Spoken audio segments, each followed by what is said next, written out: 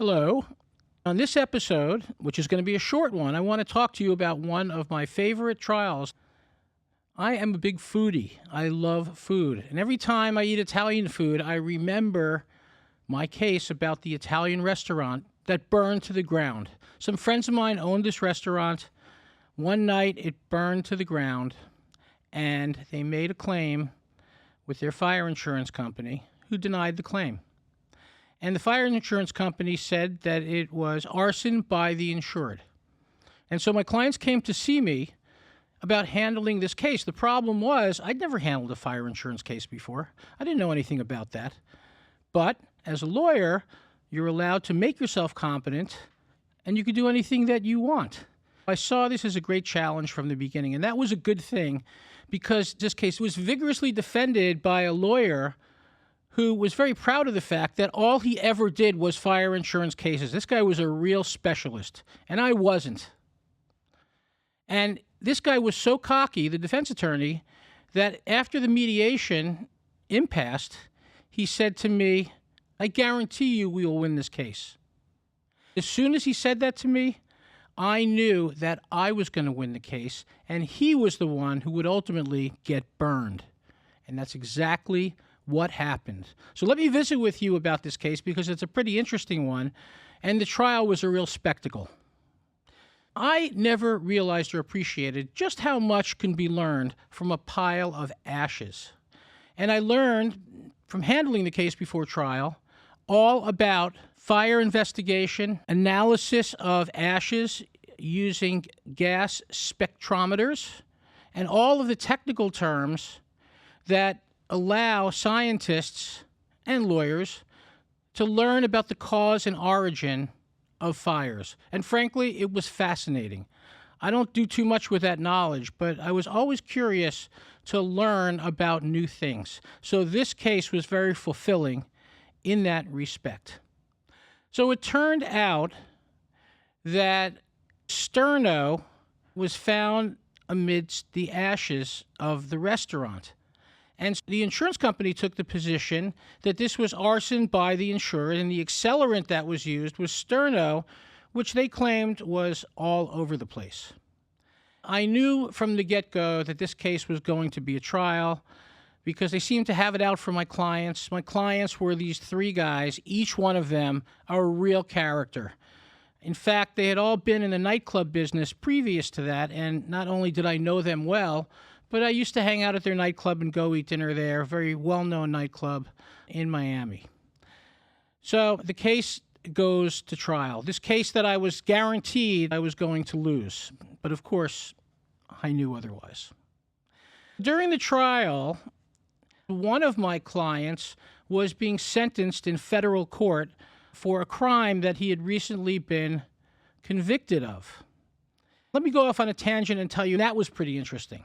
The jury didn't hear this, but my client was in the restaurant business, and he heard of a man who he could give a check to for $100,000 in exchange for $100,000 in cash.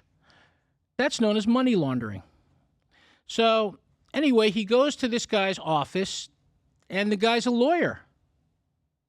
And he brings the check for $100,000, and he gives it to the lawyer. Lo and behold, the lawyer takes out a briefcase and opens the briefcase, and he says to my client, "You know this money is from drugs." My client said, "I don't give a damn. Just give me the cash. Here's your check." He took the cash, and he left. A couple of days later, the FBI shows up, and they arrest him and charge him with conspiracy to launder money. Well, that case went to trial in federal court, and my client was convicted. Unfortunately, his sentencing was scheduled by the federal judge for the middle of our trial. And I needed this guy to testify, so I called him early. So three of my clients were real smartasses. They really had great senses of humor. They were funny guys. It was very hard for them to be cross-examined. Basically, they were unmanageable witnesses. Not for me, but for the defense attorney, the guy who guaranteed me that he was going to win the case. The guy who was getting sentenced talked about how his father had won the Irish sweepstakes, and he had the jury in stitches laughing. Let me tell you something. Whenever somebody has a jury laughing, that's a good thing for them and for their side of the case. The other side hates that because they want the jury to like them and not the other side. Well, too bad. These guys had great and very large personalities. And when confronted with the evidence of the sterno, they said, hey, it's a restaurant. We have chafing dishes. Of course we had sterno in the restaurant. Apparently it didn't really faze the jury. But before I won the case, the defense had a crack at putting on their case in chief and making all these suggestions and innuendos that this was a set fire set by the insured to collect insurance proceeds. The star witness for the defense was actually a German Shepherd named Holly. This is the dog they bring to the scene, and they sniff around, and as soon as they find an accelerant, they point to where the accelerant is. The sample of ashes is taken and sent off to the lab for analysis. So Holly comes into the courtroom, and the handler proceeds to do a little experiment in front of the jury. He puts Holly back in the jury room and takes an eyedropper with some gasoline.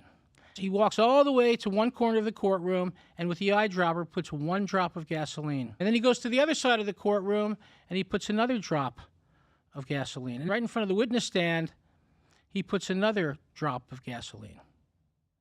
No one could smell anything. They were tiny little drops. But lo and behold, he gets Holly out of the jury room, and Holly walks right over to the corner, boom, points at sample 1. Walks right over to the other corner, boom, detects sample 2. Walks up to the witness stand, boom, points to sample number 3. Pretty convincing testimony, right? I'm saying to myself, what am I going to do? How am I going to respond to this? So you know what I did? When the judge asked me if I'd like to cross-examine, I pulled a My Cousin Vinny.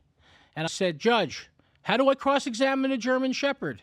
The jury went crazy laughing. So the jury gave us every penny that we asked for, plus I was awarded attorney's fees. I was the big hero for the day on that case. I had some very happy clients, and the lawyer who guaranteed me that he was going to win the case didn't, and he's the one who got burned. I think about that every time I eat Italian food.